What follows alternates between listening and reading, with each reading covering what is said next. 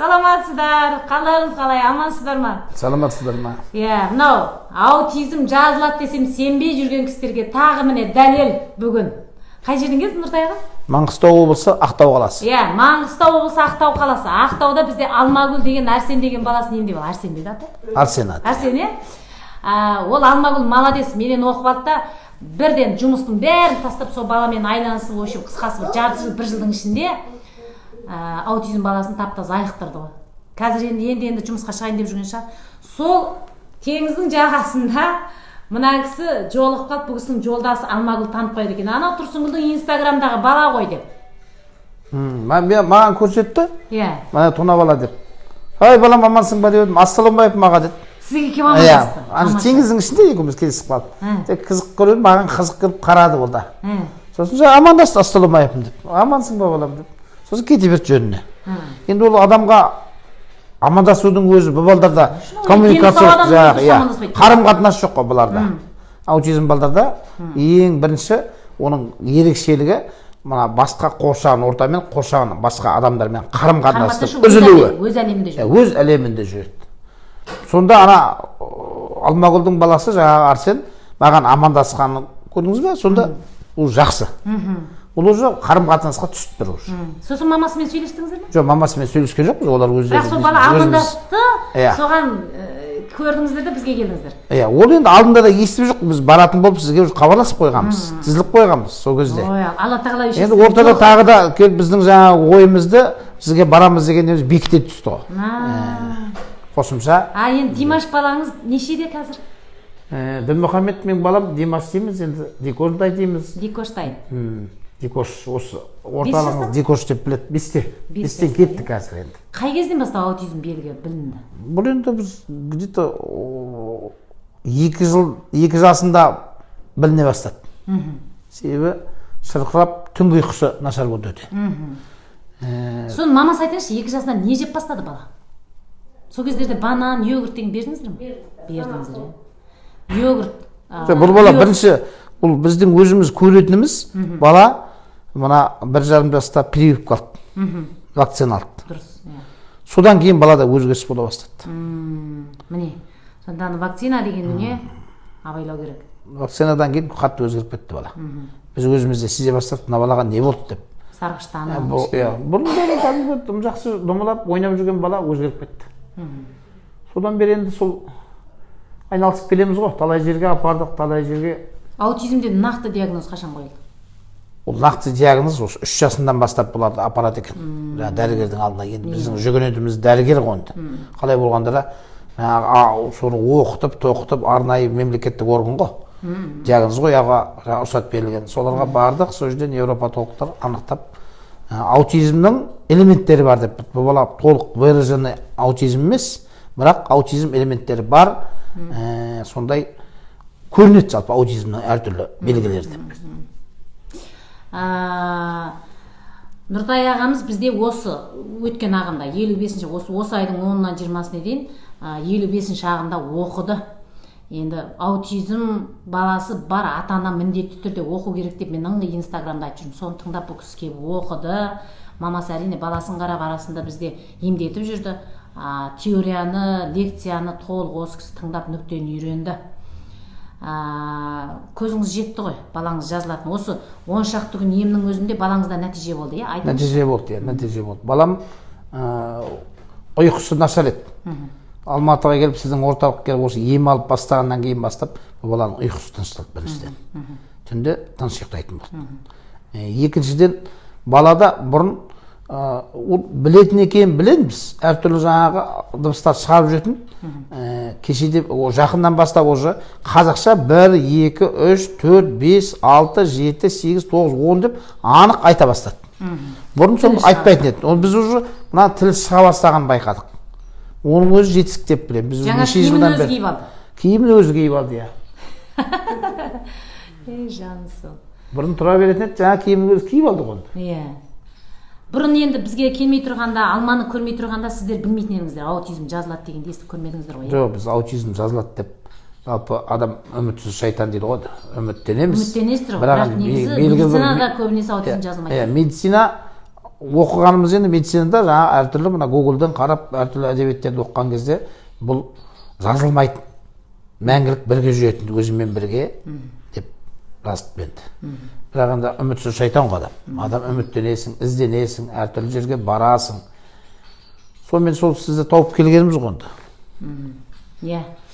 Мінекей, аутизм бала жазылмайды деген, болмайды, жазылмайтын ауру жоқ. Жазылады бүкіл ауру. Себебімен күресу керек. Себебі мына бала сол кішкентай кезінде ең өсіп келе жатқан кезде біз ата-аналар өзіміздің тірлігімізде жүреміз де баланы уақытылы ұйықтатпаймыз. Бала аутизм болатын бала ең бастысы себебі кеш ұйықтағаннан, өте кеш ұйықтайды. 10:30 ұйықтайды балалардың бәрі. Дұрыс емес. Дұрыс емес. 8:30-да 8 ұйықтап қалу керек. Даже қыста 7:30-да ұйықтап қалу керек бала. Жазда, күзде осындай уақыттарда 8:30-да бала ұйықтап қалу керек. Содан кейін бала енді асқазаны әлсіз болып келе жатқанда асқазанды бүлдіріп алмау керек. Асқазаны өте нәзік, әлсіз, бұларға тықпаламау керек қорытылмайтын тағамдарды. Мынау биос дегеннің бәрі химиясы бар, ешқандай оның натуральный ештемесі жоқ оның ішінде. Сосын әсіресе мынау банан құртып жатыр. Мен ылғи шырылдап айтып жүрмін, банан жегізбеңіздер. Бананда қорытылмайтын крахмал бар. Банан жеді, тәтті жеді, болды, оның асқазанда қорытылмайтын қақырып тұрып қалады. Сосын болды, ол ары қарай асқазаннан тамақтан алатын энергия балаға жетпейді уже. Өзіне қуат алады ғой тамақтан. Ол бармайды. Сосын баланың асқазаны әлсірегеннен өкпе әлсірейді. Өкпе әлсірегеннен кейін оның бүкіл қан айланы нашарлайды. Содан кейін бұл адам зат алмас прессін нашарлайды да оның өсіп келе жатқан санасы бар, тоқтап қалады. Енді бұны емдеген кезде Қытайлар керемет емдейді. Еще аутизм балаларды дейді, ерекше дарынды балалар деп санайды Қытайлар даже. Өз әлемде кетіп қалған балаларды. Олар суретші болады, олар бірдеңе, мынада бар ма сондай ерекше бірдеңе? Кейбір аутизм балаларда сондай болады екен. Жақсы қарап жүрсеңде аутизм, олар қиялшыл, өз суретші сондай болып кетеді екен. Енді кейбір балаларда сондай болады. Билл Гейтстің өзі сондай дейді. Билл Гейтстің өзі. Лионель Месси. Біраз адам сонда енді қараңыз, осындай баланы мынау ұйқысы қанбай, тамақты дұрыс ішпей, асқазаны бүлініп, бүкіл ағза зақымдалып, жаңа энергиясы азайды деуге болмайды. Мыналар керісінше гиперактивный болып кетеді. Гиперактивный. Сол кезде бұлардың Қытайдың инь-яң философиясы бойынша йин мен янның баланс қалпына келмей қалады. Сөйтеді де яң басым болып кетеді. Яң басым болып, сосын ең соңында баланың яңы да жоғалып, сосын бала уже ауыр болады. Енді мұндай балаларды Қытайлар қалай емдейді? Әрине өзінің шөп дәрісін береді, инесін салады. Содан кейін мынау чау деген дүние бар. Чау дейді, чауын ашып жіберді. Чау деген дүние сезім мүшелерін ашу керек екен. Сезім мүшесін ашу үшін біз не пайдаландық? Имбирь порошок пайдаландық. Мұрнына септік, аштат, көзінен жас аққызып, миеден кетеді, құлақ бәрі шырқырайды. Шырқырайды прямо. Сезім мүше чувствосы ашылады. Сонымен қосымша бұл балаға біз, мен айтам, ненің иісі бар соны иіскете беріңіз. Роза гүлдің иіскетіңіз, перис иіскетіңіз, кофе иіскетіңіз, иіскейді ғой. Иіскегеннен сезім мүшесі сұмдық оянады. Содан кейін мынау Санжар Керімбай ағаның бір сабақ өтіп отырғанда бірдеңе иіскейді ғой. Керемет сол. Ана кісі дұрыс деп отыр. Сол сияқты балаларға да негізі андасында сондай бірдеңе иіскетіп қойған жақсы. Әсіресе осында ми тоқтап қалған, өспей қалған балаларға соны иіскетіп. Сонда мына балаға имбирьді себе беріп, жаңағы біз үйреткен толық комплекс массажын жасап, балаға енді тек қана сөз үйрету, санасын ояту, мынаны үйрету, анық сөйлеңіздер. Даже қарасын қара. Мен сізге айтамын, аутизм бала емес, дені сау баланың өзіне 1 жас, 2 жастан бастап анық сөйлеңіздер. Өчече деп жаңа сөйлеуді доғарыңыздар. Анық сөйлесеңіздер, бұлардың тілдері анық шығады. Сөйтіп анық сөйлеп, жан-жаққа апарып, ананда мынанда көрсетіп, массажын жасап, көңіл күйін жақсартып, ең басты түнде ерте ұйықтатып, дұрыс тамақтанып, жаңа суық қасиет тамақтарын бәрін тоқтатып, тура осы себет нүктенің толық схемасын бәрін орындайсыздар ғой. Құдай қаласа, жазылды, балам толыққанды, врачтар уже садикке баруға болады, мектепке баруға болады деген хабар ошыр естейік сізден, шүйінші. Бұйырса, ауымен. Негізі Астанада бір Омар деген 4 жастағы бала тура осындай болған. Өзімен деп жүре береді, сосын тамақ не болса соны жей береді екен. Сосын келін алып келді, атасы екеуі. Атасы келді, әжесі келді, келін үшеуі келген. Содан әжесі мен атасы осы Алматыда тұрады, нағашы атасымен. Ана күйеуімен қыз екен ғой, келді. Содан келді, ана баланы біз емдедік. Соны ана бала 1 аптада тамақты дұрыс жейтін болды дейді. Қалай мақан жемейтін болды, ашқанда, қарны ашқанда ғана сұрайтын болды. Сол бала мамасы бізден оқыды да, үйге барғаннан бір 3-4 айдан кейін жазып кетті. 3-4 айдан кейін мамасына врачтар айтты, бол бала толыққанда айықты, садикке де баруға болады, школға да баруға болады. Соны естіп алып, Алматыда Гүлнар деген апа болатын, әлі есімде. Жүрек ұстап қапты қуанғаннан. Қатты қуануға болмайды ғой.